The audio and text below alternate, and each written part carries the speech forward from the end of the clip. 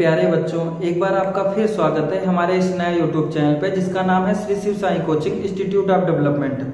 आज हम लोग क्लास 10th की मैथ्स का चैप्टर 12 पढ़ेंगे जिसका नाम है व्रतों से संबंधित क्षेत्रफल। तो आइए शुरुआत करते हैं। तो आइए देखते हैं सबसे पहले व्रत क्या होता है। तो व्रत जो है एक बिंदु से समान दूरी पर स्थित बिंदुओं का क्या होता है, बिंदुपथ होता है। मतलब एक निश्चित बिंदु से समान दूरी पर स्थित बिंदुओं का बिंदुपथ क्या कहलाता है, व्रत कहलाता है। यानी हम व्रत को कह सकते हैं एक निश्चित बिंदु से समान दूरी पर स्थित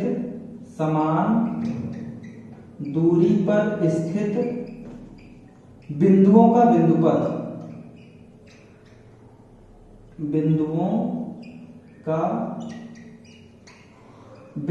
क्या कहलाता है, व्रत कहलाता है। तो आइए सबसे पहले देखते हैं व्रत का केंद्र क्या होता है। तो जिस निश्चित बिंदु से समान दूरी पर स्थित बिंदुओं का बिंदुपथ होता है वही क्या कहलाता है, व्रत का केंद्र कहलाता है। यानी अगर हम बात करें व्रत की केंद्र की तो इसलिए व्रत का क्या है, केंद्र है, जिसको हमने नाम क्या दे दिया, ओ दे दिया। अब आइए देखते हैं जो बिंदुओं का जो बिंदुपथ होता है, जो समान दूरी पर स्थित होता है, वो क्या कहलाता है, परिधि कहलाती है। वो क्या कहलाती है, वृत्त की परिधि कहलाती है। अगर हम परिधि का कोई टुकड़ा ले लें, ये पूरी परिधि है आपकी, इसका कोई एक भाग ले लें, मान लीजिए हमने भाग ले लिया AB, तो ये क्या कहलाएगा, AB चाप कहलाएगा। तो ये आपका क्या हो जाएगा, चाप हो जाएगा। इसको हम ऐसे भी दर्शा सकते हैं, चाप AB। अब आइए आगे बढ़ते हैं। केंद्र से अगर हम परिधि को मिला दें तो ये क्या बन जाती है, त्रिज्या बन जाती है। क्या बन जाती है, त्रिज्या, जिसको हम R से दर्शाते हैं। अगर हम परिधि के दो बिंदुओं को आपस में मिला दें तो वो क्या कहलाती है, जीवा कहलाती है। तो वो क्या कहलाएगी, जीवा कहलाएगी।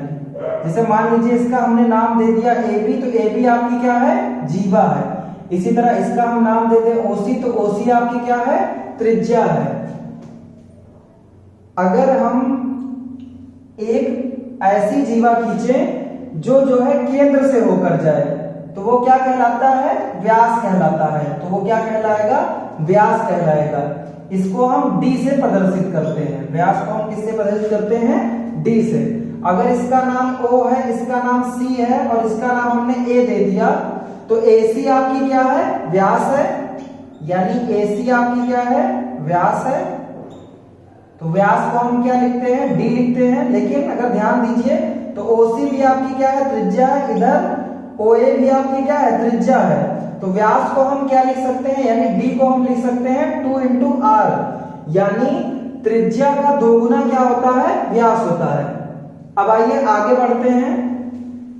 अगर हम व्यास के परितः वृत्त को काट दें तो वो क्या बन जाएगा, अर्धवृत्त बन जाएगा। यानी अगर इसको हम ऐसे गायब कर दें तो ये आपका क्या कहलाएगा, अर्धवृत्त कहलाएगा। अब आइए आगे बढ़ते हैं। अगर हम वृत्त की दो त्रिज्याएं ले लें, दो त्रिज्या हमने ले ली और एक चाप को ले लिया, तो ये आपका क्या बन जाता है, त्रिज्यखंड बन जाता है। तो ये आपका क्या बन जाएगा, त्रिज्यखंड बन जाएगा। यानी अगर हम ये ले लें O, ये A, ये B और ये C, तो OABC आपका क्या हो जाएगा, त्रिज्यखंड हो जाएगा। जो छोटा होगा, यानी ये वाला अगर पार्ट हम देखें तो ये क्या होगा, आपका लघु त्रिज्यखंड होगा। इसको हम क्या बोलेंगे, लघु त्रिज्यखंड। ये आपका लघु त्रिज्यखंड होगा। और जो बड़ा वाला होगा वो आपका क्या कहलाएगा, दीर्घ त्रिज्यखंड कहलाएगा। क्या कहलाएगा, दीर्घ त्रिज्यखंड। अब आइए आगे बढ़ते हैं। अगर हम जीवा के परितः जो है वृत्त को दो भागों में विभाजित करें, ये आपकी क्या है, जीवा है, इससे हम वृत्त को दो भागों में विभाजित करें तो क्या कहलाएगा, ये वृत्तखंड कहलाता है। छोटा वाला जो होगा, यानी ये पार्ट अगर हम ध्यान से देखें तो ये वाला आपका क्या होगा, लघु वृत्तखंड होगा। ये आपका क्या होगा, लघु वृत्तखंड होगा। अगर यदि हम बड़ा वाला पार्ट ले लें तो ये क्या कहलाएगा, आपका दीर्घ वृत्तखंड कहलाएगा। तो ये आपका क्या कहलाएगा? दीर्घ वृत्तखंड कहलाएगा। तो आइए अब आगे बढ़ते हैं। तो अगर हम मान लीजिए ये रोटी है और रोटी का बीच का टुकड़ा आपने काट के निकाल दिया, तो ये आपका एक क्या बनेगी? रिंग बचेगी, जिसको हम वलय बोलते हैं। इसको हम क्या बोलते हैं? वलय। यानी ये अंदर का पार्ट निकला हुआ है, केवल ये पार्ट बचा हुआ है, इसको क्या बोलेंगे? हम वलय बोलेंगे। तो आइए अब देखते हैं संकेंद्रीय वृत्त। संकेंद्रीय वृत्त क्या होता है? मतलब ऐसा केंद्र जिसपे कई वृत्त हों। जैसे मान लीजिए कई वृत्त स्थित हैं, तो ये क्या कहलाएगा? संकेंद्रीय वृत्त कहलाएगा। क्या कहलाएगा? संकेंद्रीय वृत्त। अब आइए इसका रिवीजन कर लेते हैं। जितना आज हम लोगों ने पढ़ा है सबका रिवीजन करते हैं। अगर सबसे पहले हम क्या देखेंगे? वृत्त को देखेंगे। तो वृत्त क्या होता है? एक निश्चित बिंदु से समान दूरी पर स्थित बिंदुओं का बिंदुपथ। ये एक निश्चित बिंदु है, इससे समान दूरी पर स्थित बिंदुओं का बिंदुपथ क्या कहलाता है? वृत्त कहलाता है। अब आइए देखते हैं वृत्त का केंद्र, मतलब जो निश्चित बिंदु होता है वही क्या कहलाता है? वृत्त का केंद्र कहलाता है। और जो बिंदुओं का बिंदुपथ होता है वो क्या कहलाता है? वृत्त की परिधि कहलाती है। अगर परिधि का हम कोई छोटा सा टुकड़ा कोई भी भाग ले लें, चाहे जहां से काटें, मान लीजिए यहां से यहां तक लिया तो ये भी क्या कहलाया? चाप कहलाया। अगर मान लीजिए यहां से हम सी पॉइंट दे दें तो बीसी भी आपका क्या हो जाएगा? चाप हो जाएगा। आगे आइए देखते हैं। अगर केंद्र से हम परिधि को मिला दें तो वो क्या कहलाती है? त्रिज्या कहलाती है। इसको हम आर से प्रदर्शित करते हैं। अगर मान लीजिए परिधि के दो बिंदुओं को मिलाया जाए तो क्या कहलाती है? जीवा कहलाती है। और वृत्त की सबसे बड़ी जीवा, यानी ऐसी जीवा जो केंद्र से होकर जाए उसको क्या कहते हैं? व्यास कहते हैं। और व्यास का एक रिलेशन निकल के आया। व्यास जो है क्या होता है? त्रिज्या का 2 गुना होता है। यानी d बराबर हम क्या लिख सकते हैं? 2 गुणे त्रिज्या या 2r लिख सकते हैं। अब आइए आगे देखते हैं। अगर व्यास के परिता जो है वृत्त के 2 टुकड़े किए जाएं तो वो क्या कहलाएगा? अर्धवृत्त कहलाएगा। अब आइए आगे देखते हैं। 2 त्रिज्या हम ले लें और एक चाप ले लें तो ये क्या बन जाता है? त्रिज्यखंड बन जाता है। छोटा वाला जो होगा उसको क्या बोलेंगे? हम लघु त्रिज्यखंड, और जो बड़ा वाला होगा उसको हम दीर्घ त्रिज्यखंड बोलेंगे। अब आइए आगे देखते हैं। अगर जीवा के परिता 2 टुकड़े किए जाएं तो क्या कहलाता है? वृत्तखंड कहलाता है। इसी तरह छोटा वाला क्या होगा? लघु वृत्तखंड, और बड़ा वाला होगा दीर्घ वृत्तखंड। अगर मान लीजिए कोई रोटी का टुकड़ा ले लें और उसको हम बीच से ऐसे काट के निकाल दें तो जो बचेगा उसको हम क्या बोलेंगे? वलय बोलेंगे, या इसको हम रिंग भी बोलते हैं। अब आइए आगे देखते हैं। अगर एक ही केंद्र पर कई वृत्त स्थित हो तो उसको हम क्या कहेंगे? संकेंद्रीय वृत्त कहते हैं। तो आइए शुरुआत करते हैं, कुछ फार्मूले देख लेते हैं। तो सबसे पहले हम लोग देखेंगे क्या होता है? वृत्त की त्रिज्या। तो वृत्त की त्रिज्या क्या होती है? वृत्त की त्रिज्या को हम r से प्रदर्शित करते हैं। केंद्र से परिधि को मिलाया जाएगा तो क्या बन जाएगी? त्रिज्या बन जाएगी। तो ये क्या होती है? वृत्त की त्रिज्या होती है। अब आइए आगे देखते हैं। अगर हम बात करें वृत्त का व्यास, तो वृत्त का व्यास इसको कैसे प्रदर्शित करेंगे? तो d से प्रदर्शित करते हैं। और वृत्त का व्यास जो है सबसे बड़ी क्या होती है? जीवा होती है। वृत्त की सबसे बड़ी जीवा होती है। और ये क्या होती है? त्रिज्या की 2 गुनी। यानी अगर हम बात करेंगे तो d बराबर क्या होता है? 2r होता है। आइए देखते हैं वृत्त की परिधि। तो वृत्त की परिधि, वृत्त की परिधि की बात की जाए तो वृत्त की परिधि जो है व्यास का क्या होती है? पाई गुना। यानी इसको कह सकते हैं व्यास का पाई गुना होती है। हम लिख सकते हैं वृत्त की परिधि क्या होगी? पाई इंटू डी होगी। और d को हम जानते हैं, d को हम क्या लिख सकते हैं? 2r लिख सकते हैं। यानी क्या हो जाएगा? 2 पाई r। यानी वृत्त की परिधि की बात की जाएगी तो उसको हम क्या लिख सकते हैं? 2 पाई r लिख सकते हैं। इसमें देखिए एक नई चीज निकल के आई, पाई। तो आइए पाई के बारे में जानते हैं। पाई होता क्या है? तो पाई जो है क्या है? एक अपरिमेय संख्या है। पाई क्या है? एक अपरिमेय संख्या है। पाई एक अपरिमेय संख्या है। एक भारतीय गणितज्ञ थे, भारतीय गणितज्ञ जिनका नाम था आर्यभट्ट। भारतीय गणितज्ञ थे जिनका नाम क्या था? आर्यभट्ट। उन्होंने सबसे पहले पाई के बारे में बताया था और उन्होंने कहा था कि पाई का मान क्या होता है?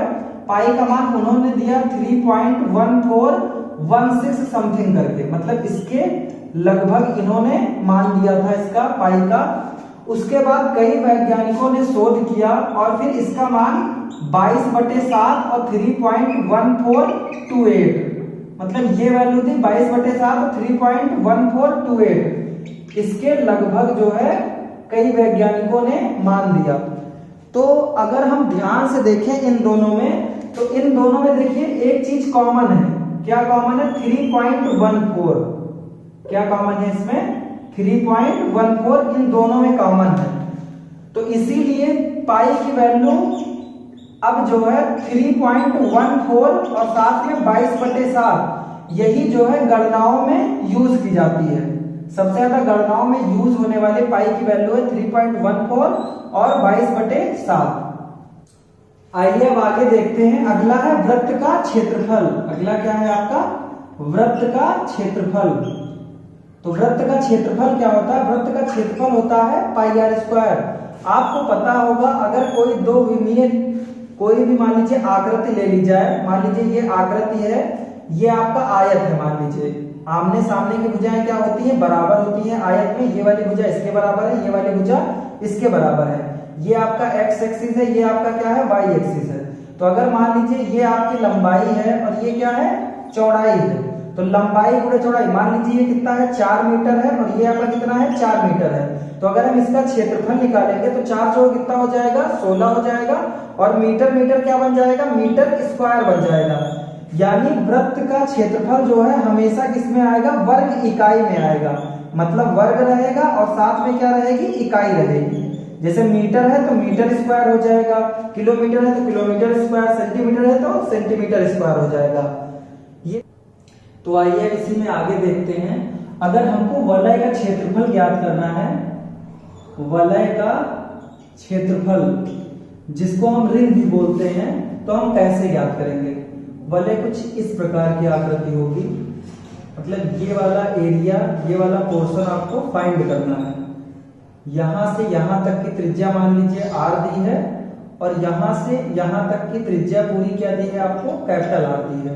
यानी यहां से यहां तक स्मॉल r है और यहां से यहां तक पूरी क्या है? कैपिटल R है। अगर इसका क्षेत्रफल आपको निकालना है तो आप क्या करेंगे? पूरे वाले में से केवल इसको घटा दीजिए, बस ये पोर्शन आपको ज्ञात हो जाएगा। तो हम क्या करेंगे?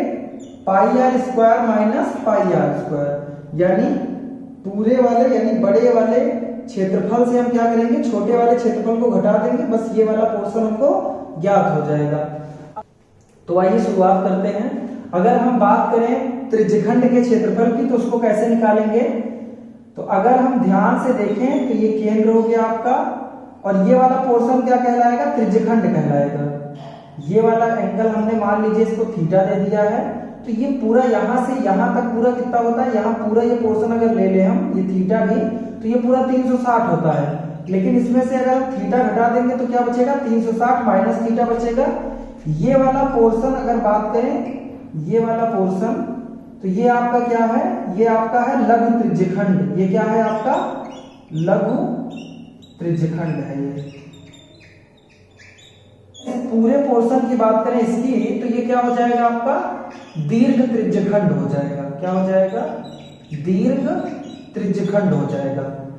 अब आइए देखते हैं इनके फार्मूलों को देखते हैं। तो अगर हम बात करें लघु त्रिज्यखंड की, लघु त्रिज्यखंड का क्षेत्रफल, लघु त्रिज्यखंड का क्षेत्रफल तो क्या हो जाएगा? अगर हम इस पूरे का क्षेत्रफल ले रहे हैं यानी पूरे वृत्त का क्षेत्रफल तो क्या कहलाएगा? πr²। लेकिन हम क्या कर रहे हैं? पूरे 360 में से केवल हम थीटा एंगल ले रहे हैं, यानी थीटा में से हम कितना ले रहे हैं? 360 डिग्री। तो यानी फार्मूला आपका क्या बन गया? πr² थीटा बटे 360 अंश। ये क्या कहलाएगा? आपका लघु त्रिज्यखंड का क्षेत्रफल कहलाएगा। इसी तरह अगर आपको दीर्घ त्रिज्यखंड का क्षेत्रफल ज्ञात करना है, अगर आपको ज्ञात करना है दीर्घ त्रिज्यखंड का क्षेत्रफल, तो वो क्या हो जाएगा? मतलब पूरा क्षेत्रफल ले लीजिए, उसमें से आपको कितना एंगल लेना? 360 में से 360 माइनस थीटा, यानी आप ले सकते हो 360 माइनस थीटा। कितने में से? 360 में से। यानी हम लिख सकते हैं इसको πr² 360 माइनस थीटा बटे कितना हो जाएगा 360 हो जाएगा। यानी अगर ध्यान से देखिए तो अगर मान लीजिए ये 60 है तो ये कितना कहलाएगा 300 कहलाएगा। मतलब फार्मूला दोनों में आपको सेम रखना है, इसमें भी सेम रहेगा इसमें भी सेम रहेगा। अगर आप चाहें तो इस 360 माइनस थीटा को थीटा लिख सकते हैं, लेकिन आपको ये याद रखना है कि अगर ये 60 डिग्री है तो 360 में से 60 निकाल के तब आप इसको ज्ञात करें। अब आइए निकालते हैं वृत्तखंड का क्षेत्रफल। अगर हम बात करें वृत्तखंड का क्षेत्रफल, तो वृत्तखंड का क्षेत्रफल क्या होगा, कोई भी वृत्त हम ले लें उसको हम जीवा के परितः दो भागों में विभाजित कर दे तो वो क्या कहलाएगा वृत्तखंड। यानी ये वाला जो पोर्शन होगा आपका ये क्या कहलाएगा दीर्घ, ये क्या कहलाएगा आपका लघु वृत्तखंड कहलाएगा। क्या कहलाएगा लघु वृत्तखंड। और अगर इस पूरे की बात करें तो ये क्या कहलाएगा दीर्घ वृत्तखंड कहलाएगा। क्या कहलाएगा दीर्घ वृत्तखंड। यानी ये पूरा पोर्शन ले ले तो क्या कहलाएगा दीर्घ वृत्तखंड कहलाएगा। अब आइए आगे देखते हैं, अगर ये केंद्र है आपका और इसको हमने ऐसे मिला दिया तो देखिए ये वाला पोर्शन जो है इसको हम आर दे दें, इसको हम आर दे दें तो ये आपका क्या बन गया, देखिए त्रिज्यखंड बन गया। क्या बन गया त्रिज्यखंड। अगर हमको लघु वृत्तखंड निकालना है तो क्या करें हम इस त्रिज्यखंड से हम इस त्रिभुज को घटा दें। अगर इसका हम नाम देते हैं ओ ए बी, इस त्रिभुज को घटा देंगे तो हमको क्या पता चल जाएगा लघु वृत्तखंड पता चल जाएगा। यानी अगर हमको लघु वृत्तखंड का क्षेत्रफल निकालना है, लघु वृत्तखंड का क्षेत्रफल ज्ञात करना है तो हम क्या करेंगे त्रिज्यखंड का क्षेत्रफल माइनस त्रिज्यखंड का क्षेत्रफल माइनस त्रिभुज एओबी का क्षेत्रफल माइनस त्रिभुज एओबी। तो आइए अब देखते हैं इसका फार्मूला। त्रिज्यखंड का क्षेत्रफल होता है आपका पाई आर स्क्वायर थीटा बटे 360 होता है और त्रिभुज ओएबी का क्षेत्रफल, तो इसमें हमको क्या चाहिए, इसमें हमको चाहिए 1/2 आधार गुणे ऊंचाई चाहिए। क्या चाहिए आधार गुणे ऊंचाई चाहिए। तो हमको क्या करना पड़ेगा, इससे आधार और ऊंचाई निकालनी पड़ेगी। तो आइए इसका हम फार्मूला लिख लेते हैं, उसके बाद आपको पूरा समझाएंगे कि कैसे फार्मूला बनता है। तो ये पाई आर स्क्वायर थीटा बटे 360 हो जाएगा माइनस 1/2 क्या हो जाएगा आर स्क्वायर साइन थीटा। ये फार्मूला होता है लघु वृत्तखंड का क्षेत्रफल का। तो आइए देखते हैं हम कैसे इस फार्मूले से, तो आइए देखते हैं हम यहां से लेके यहां तक कैसे पहुंचे। तो आइए समझते हैं। सबसे पहले इसको हम बाहर निकाल लेंगे। तो ये आपका क्या है O है, ये आपका A है और ये आपका क्या है B है। ये दोनों आपके क्या है त्रिज्याएं हैं यानी R R है। तो हमने क्या किया, हमको क्या चाहिए आधार चाहिए, तो आधार तो है आपके पास AB लेकिन ऊंचाई नहीं है। तो ऊंचाई के लिए हमने क्या किया, यहाँ पर एक लंब डाल दिया, एक लंब डाल दिया वो भी क्या OC, यानी हमने क्या किया OC लंब जो है AB पर डाल दिया। अब आइए देखते हैं, अगर ये पूरा थीटा था तो ये क्या हो जाएगा आधा θ/2। इसी तरह ये भी आपका क्या हो जाएगा θ/2, यानी दोनों एंगल क्या हो गए आपके θ/2 हो गए। अब आइए देखते हैं कौन कर्ण है, कौन लंब है, कौन आधार है। तो अगर ये देखें तो ये आपका कर्ण होगा 90 के सामने और ये वाला भी क्या होगा आपका कर्ण होगा। इसी तरह थीटा के सामने ये दोनों आपके क्या हो जाएंगे लंब हो जाएंगे, यानी ये भी क्या होगा लंब होगा। इसी तरह ये आपका OC यानी ये क्या हो जाएगा आपका आधार हो जाएगा, यानी आपका क्या हो जाएगा आधार हो जाएगा। अब आइए दोनों त्रिभुजों से हम क्या करते हैं आधार और ऊंचाई निकालते हैं। तो पहले एक बार इस वाले त्रिभुज को ले लीजिए OAC यानी त्रिभुज AOC में, तो हम क्या ले लेंगे साइन ले लेंगे। तो साइन θ/2 बराबर क्या हो जाएगा, साइन थीटा होता है आपका लंब बटे कर्ण। तो लंब आपका क्या है AC है और कर्ण क्या है R है। तो हमने लिख लिया इसको AC बटे कितना हो जाएगा R हो जाएगा।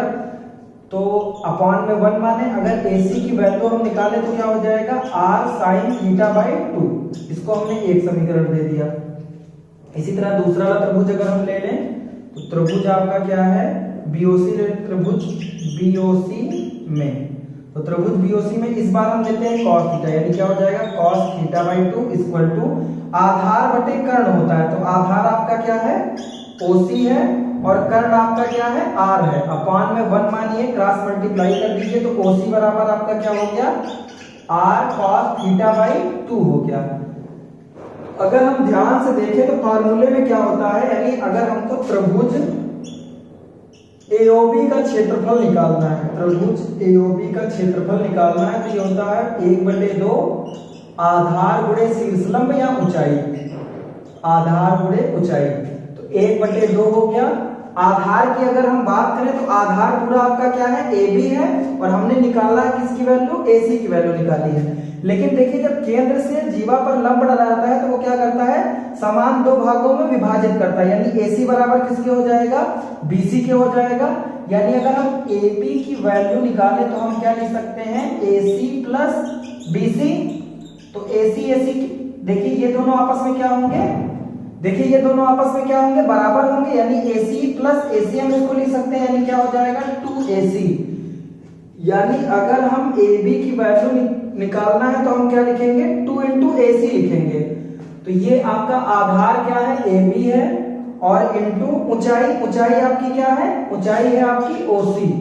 तो यहां से वैल्यू निकालनी है तो हम क्या लिखेंगे, 2 × AC। तो AC का मान रख दीजिए क्या है, r sin थीटा बाई 2।